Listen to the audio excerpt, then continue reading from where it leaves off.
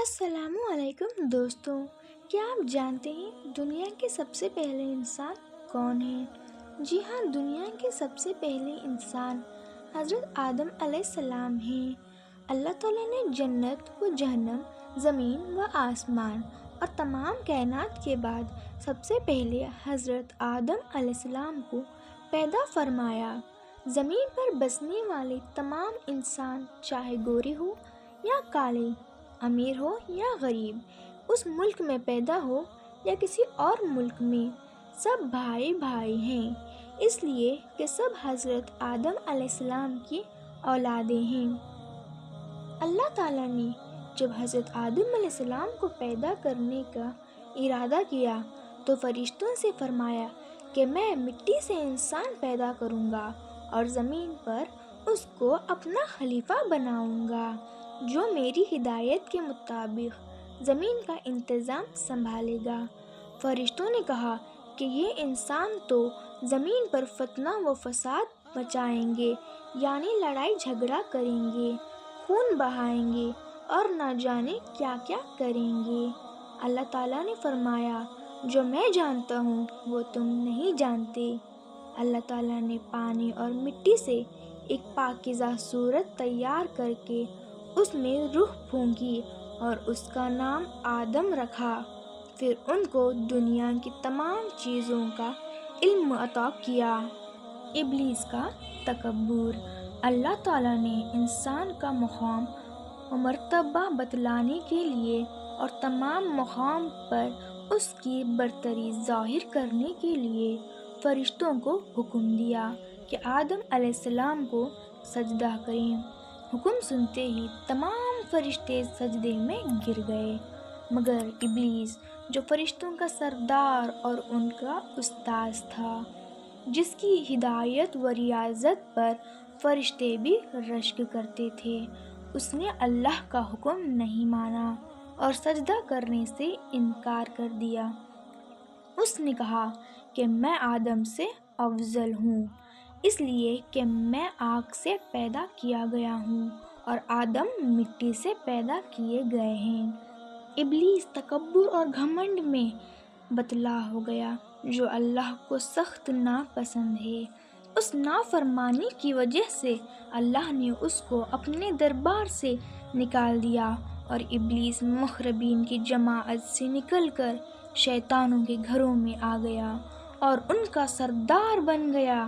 اس وقت ابلیس نے کہا، اللہ تعالیٰ سے قیامت تک کی مہلت مانگی۔ اللہ نے اس کو مہلت دے دی۔ ابلیس نے کہا کہ اے اللہ، میں تیرے بندوں کو بہکاؤں گا اور اپنے ساتھ ان کو بھی جہنم میں لے جاؤں گا۔ اللہ تعالیٰ نے فرمایا، اے بہکایا ہوا، یہاں سے نکل جا اور تیرا جو جی چاہے کر، مگر یاد رکھ میرے اچھے بندے تیرے بہکائے میں ہرگز نہیں آئیں گے، اور جو بھی تیرے بات مانے گا میں اس کو بھی جہنم میں ڈال دوں گا۔ حضرت آدم علیہ السلام جنت میں۔ حضرت آدم علیہ السلام جنت میں رہنے لگے۔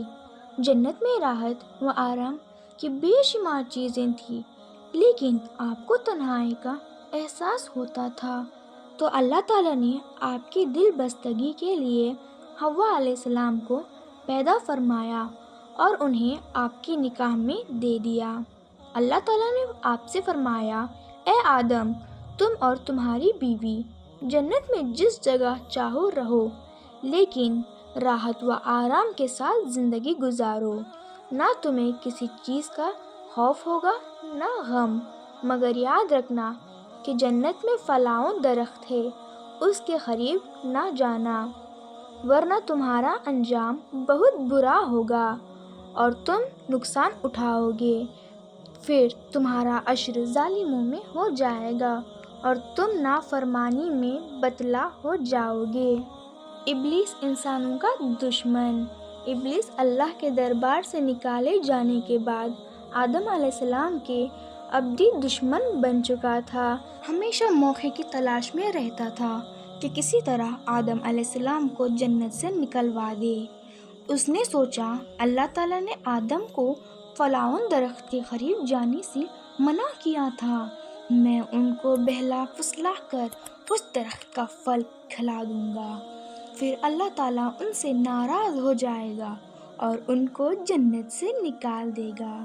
یہ سوچ کر وہ آدم علیہ السلام کے پاس ایک خیر خواہ دوست کی صورت میں آیا اور پھسلانے لگا کہ اگر آپ اس درخت کا پھل کھا لیں گے تو فرشتے بن جائیں گے، ورنہ جنت سے ہمیشہ کے لیے نکال دیے جائیں گے، اور اس وقت آپ کو میری بات نہ ماننے کا افسوس ہوگا۔ حضرت آدم علیہ السلام شیطان کی چغنی چپیٹی باتوں میں آ گئے اور پھل کھا لیا۔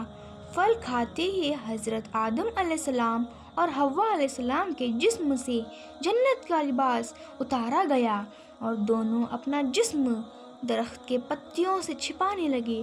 ادھر اللہ کا عتاب نازل ہوا کہ کیا ہم نے تم کو اس درخت کے قریب جانے سے منع نہیں کیا تھا؟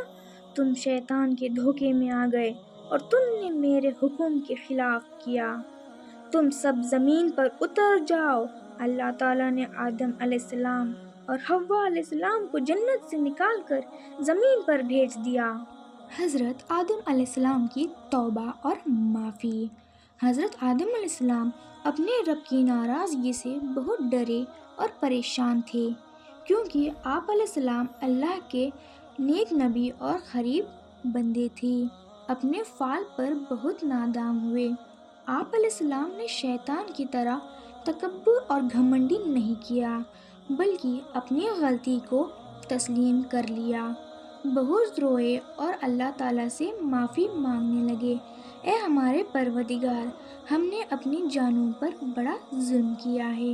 اگر تو معاف نہ کرے گا اور رحم نہ فرمائے گا تو ہم بہت نقصان اٹھائیں گے۔ اللہ تعالیٰ نے حضرت آدم علیہ السلام کی توبہ قبول فرما لی اور ان کی خطا معاف کر دی۔ جب ابلیس نے دیکھا کہ اللہ تعالیٰ نے ان کی توبہ قبول فرما لی اور ان سے راضی ہو گیا تو وہ حسد اور جلن سے تڑپنے لگا۔